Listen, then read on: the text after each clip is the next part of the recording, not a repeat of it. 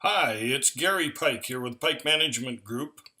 Got some really exciting news about a new software that we've just put together that I think answers a lot of questions for producers. Our whole goal and why we're doing this is to make sure that you're making the highest cash profit before taxes with the least amount of risk. And that combination is not being done by anybody else's software at this point in time. There's lots of great agronomy people out there who are providing all kinds of really valuable information about how to get the most bushels and how to look after those plants in the fields the right way with whatever water stresses you've got. But the big question is that the right crop in the field? We need to do enterprise analysis to figure out to make sure that those are the right crops and yet staying in confirmation with rotation and chemical rotation and the rest of those things in mind. But we still outside the box in order to get to the goal of making money. And that's really what it's all about. So with that, in following our theme, it's time for more. Please take a look at the website. We have the software on sale right now. If you're a 7,500 acre farm, it's going to be under 25 cents an acre. 16.25 is the price, and very reasonable for a very powerful software that does a lot of things for you. Everything from texting you alerts, texting you pieces with regards to how much you've got marketed, what your break-even prices are. So with that, let's go to the software and take a look at things. Hello there. Well, Gary here. This is a tutorial on how to use this software. This is by no means just recording history. So you're not just duplicating what you do everywhere else in your books and having to go through a lot of work without getting any rewards. And I know doing the numbers is, for a lot of people, is not necessarily the most enjoyable part of the farm. They'd far rather be going to a farm show and looking at new gear and things like that. But this is put together very simply. Was not built by accountants, which is both good and bad. Nothing against accountants. But I farmed, been involved in ag, been involved in working with hundreds of different farms. And this was built with the idea that you could fill it in relatively painless and come up with a lot of information out the other end about your operation and some of the things that you could do to correct it, which is very unusual. Most of them just make recommendations for fertilizer or on the agronomic side. I'm not there. We're about going through dollars and cents, and we measure everything with dollars and cents. So let's get started. And what this example is one for small grains. So it's more an example for the northern tier people. And basically what we did is we filled in some mock numbers here. Don't pay too much attention to these as to what they necessarily are. We went through our equipment replacement fund. We had tractors and a sprayer and a combine, a drill that we all wanted to replace, and we're putting some money away to do that. And at the same time, we had a relatively simple crop plan. Canola, spring wheat, yellow peas, and barley. We are a 4,140 acre farm. We don't rent any land. We have 1,200 acres in canola, 1,500 in spring wheat, 640 in yellow peas, and 800 in barley. We've put in some kind of average prices as to what we feel we can get. Put the malt barley in that some makes malt, some goes feed, so there's a bit of a range there. So the yellow peas at around $7.50 Canadian. Spring wheat at 5.5, 11.25. Yields, medium yield, 42 bushels on the canola, 60 on the spring wheat, 55 on peas, and 90 on the barley. All pretty decent. We've got a decision-making tool here that allows you to see where on your high yield coming across as to what prices that you sell it at as to what kind of percent profit you're going to have on that crop, which is just something to give you some comfort. If this thing is mainly red, then you know very well that you're producing right up against the edge. and here's an example of that with spring wheat, is that you got to hit some big yields and you got to hit some big prices in order to make this work. So yellow peas, again, a lot less red. Opportunity to look up here at your high yields or your medium yield and see what kind of prices you have to have. And on the barley, again, the red is about almost, it's not half of the thing, but it's a lot more yield potential in barley than some other things. So, and you got to remember that this is done at your costs. So now the information below is the variable costs of what we put in. We've got seed as to what we're spending on seed, and just some kind of average numbers. For fertilizer inputs, again, some average kind of numbers. Herbicides, any herbicides in crop. And just putting these down as the fungicides. I'll put the peas in at 14 because I think you might do some and you might not do some. And crop insurance as to what that might be in your area. So what happens when we get down here to the bottom analysis? Because this is really where it counts.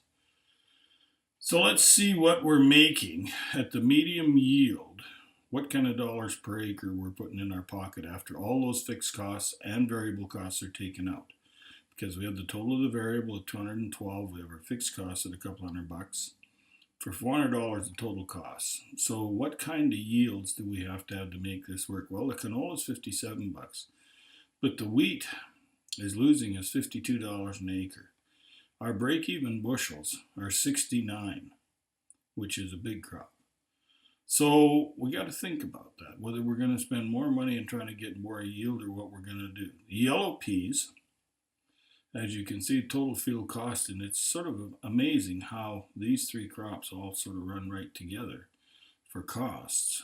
And yet on the yellow peas, we're making $86 an acre, and on the malt feed barley /feed barley, we're making 81. Maybe I've got my price too low. Don't seem to be able to get better than that when I phoned. The margin per unit, as you can see, every acre of wheat that you grow, you're dropping $152. And your break-even price on the wheat, if you're going to get it at a price, is $6.37, which is well out of reach today. So, and peas are relatively low. The barley's down to $3.84, and the canola's down to around $9.88. So we're really a little bit uncertain. We've got a profit of $100,000 in here with no crop insurance or anything, which is $26 an acre. Can we do any better? Because that's pretty skinny. It doesn't take very much to get rid of $26 on an acre. So let's go to our performance tools and see if there's anything in here that would help us out. Let's go to the financial analysis report. Well, the gross margin, we'd like to see up to 65%. Well, if we're not that high, they're saying we're saying it's a production problem, but I don't think yields are all that low. A marketing problem. Well, we can't change the markets. We're still a price taker. Our fundamental question, are the right products being raised, or is it a problem with our fixed costs? And fixed costs are everything except for seed, fertilizer, chemical, and crop insurance. All those other costs. So we've put some benchmarks together in here as to where we see it sitting. And these are really difficult costs to try and adjust effectively. And I'm going to take it for granted that you're operating or a good manager, and the fact that your fixed costs will be very difficult to peel much out of them. There's a couple $100 an acre here. And that's not unusual on this size of farm. So it's a question as to whether there's too much labor or equipment for the size of the operation. And it signifies a need to increase acres or sales. So if we're going to increase, let's take a look at remedying high fixed costs. Well, this thing says if we cropped another 1,500 acres roughly, we could pull that down by 50 bucks an acre. So let's go and see what 1,500 more acres look like. So let's go back to the crop plan. And if you want, you could duplicate this plan at $26 an acre, or you can just start working out of this plan. Now, you're gonna have to rent this stuff, and because you don't own it. So let's kind of use the same proportions. We got 1,500 acres divided by 4 crops, so it's about 400 acres of crop. Let's put it that way. See how that works out. So let's add 400 acres to each of these, and we're going to cash rent them at, say, the area we're in, the yields we're getting, probably should be able to get that comfortably for 80 bucks. Okay, so let's just go ahead and see what happens here. Now, my goodness, we went from 26 to 42 by adding 400 at 60 bucks of malt barley. Now let's see what another 400 acres does here at $80. Another 400 acres, now we're up to 56. We've doubled our profitability. Do you think we got enough drill capacity to seed 400 more acres? That becomes the critical part of this. So let's add another 400 here at 80 bucks. What does that do? That gets us up to 57. And are we making wheat pay yet? That's the question I have. Have we gotten wheat? Have we got enough acres to make this thing work? To where wheat is now starting to pay. So we've gone up to $65. We've almost tripled our profitability. We're up to almost 400,000 in profits. Our fixed costs are down to 146.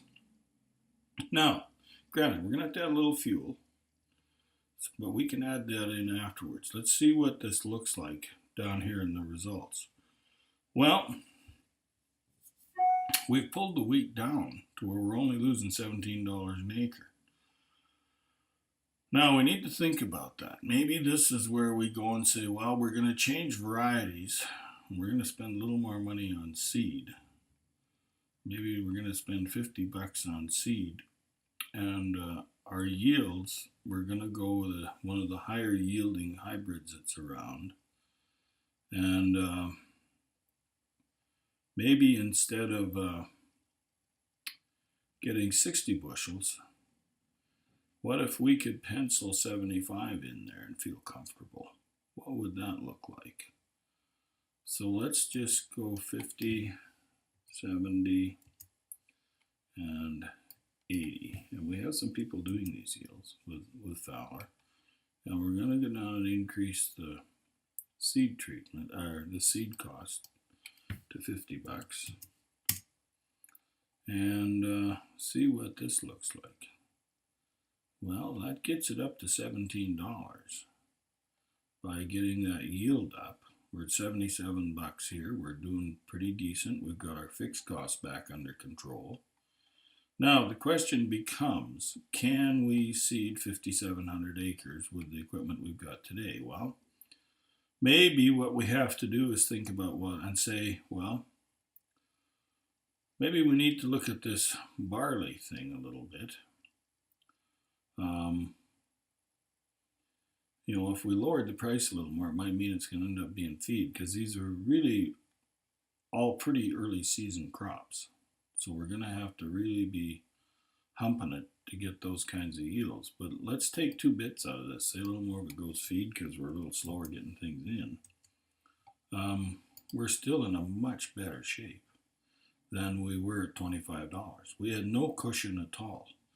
Now, let's talk a little bit about what this looks like as far as, because we're going to have additional capital to put this in. And in our own success standards, we would like to see the total profit as a percentage of the revenue as 35%. We're not quite there yet on this. We're not quite there yet. Fixed costs as a percentage of total revenue, we're still a little high on those fixed costs for what we've got for revenue. And the variable costs as a percent are high. So maybe we've spent too much money on fertilizer. We need to go back and have a look at that. The thing that I do about this is your variable costs as a percentage of revenue. So the lower the variable costs are, the less cash it takes to put it in the ground. So this is kind of in order of the least to the most expensive crop to seed for what the variable as a percentage of the revenue, not as a percentage of bushels, just of the revenue. So the contribution margin is the highest on the lowest input one, obviously. And the projected revenue at the medium yield, of course, is the highest on the canola. So we can work our way through that. So if we were to go with the crop that would take the least amount of capital to do this, maybe we should be expanding the peas more. Now that's a little more difficult crop to expand with, but simply because of rotations. But this is how I want you to use this plan. There's a set of reports here that are very good for the bank, good for hired folks, so that they know what doesn't. You can break this down field by field if you want. You can put as many as you want, but first pick your crops, then pick your fields. And additional income, if you do have any sort of payout programs or anything out there, crop insurance, you pop them in here. And in the fixed costs, one of the main things that I want to make sure you're covering off adequately is your own management fees. And I put 120 grand in here. Lots of people are putting a lot more than that in there, and you probably should be, because if you're a family of 5 maybe in total, and mom and dad are still here, well, then it takes a lot of money to make this thing go around. So this is just a quick tutorial to show you what this software can do and how your bottom line can be changed. And I know it's paper farming. You have to go out and do it. And a big part of it is your management able to go from 4,400 acres to 5,700 acres, up 1,500 acres without any big issues. So with that, safe farming, and be brave and expand even your ideas here with some other crops if you want. I didn't do that. You could easily say, well, maybe we should try a few acres of lentils and see if that'll bail us out. But that doesn't fix the wheat problem. So again, safe farming and happy travels. Thank you very much.